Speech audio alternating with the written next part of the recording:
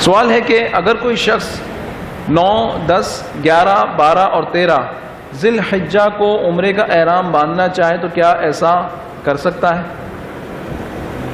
دیکھیں 9, 10, 11, 12, 13 یہ کون سے ایام ہیں؟ ایام حج کہلاتے ہیں. یہ 5 دن ایام حج کہلاتے ہیں. ایام حج کیوں کہلاتے ہیں؟ اس لیے کہ 8ویں شب سے مینا چلے جاتے ہیں. 9 کو یوم عرفہ ہے، عرفہ کا وقوف جو ہوتا ہے وہ 9 ذی الحج کو ہوتا ہے.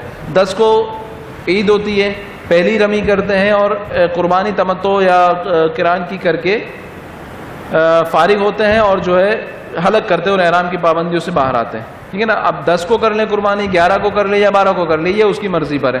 3 دن ایام نحر ہے، ایام نحر میں وہ غروب آفتاب سے پہلے قربانی کر سکتا ہے. مطلب مسئلہ صرف یہ ہے کہ طواف زیارت 12 کی غروب آفتاب سے پہلے کرنا ہے، اور طواف زیارت ہوتا ہی احرام کی پابندیوں سے آزاد ہونے کے بعد، اور احرام کی پابندیوں سے آزاد اس وقت ہوتا ہے جب وہ حلق کرا لے، اور حلق اس وقت ہوتا ہے کہ جب قربانی کر لے.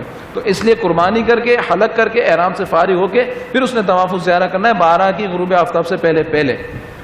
تو آفاقی کے لیے ان ایام میں مکروہ تحریمی ہے کہ وہ عمرے کا احرام باندھے. آفاقی کون؟ جو میقات کے باہر سے آتے ہیں، جیسے کہ ہم. اگر احرام باندھ لیا تو اسے حکم ہے کہ عمرہ چھوڑ دے، عمرہ نہ کرے، عمرہ چھوڑ دے اور دم دے. اور اگر اس نے عمرہ نہ چھوڑا اور عمرہ مکمل کر لیا تو اس کا عمرہ کراہت کے ساتھ ہو جائے گا. مکروہ ہوگا ایسا کرنا اس کا، کہ عمرہ اس کا ادا ہو گیا لیکن ایسا کرنا اس کے لیے مکروہ ہے.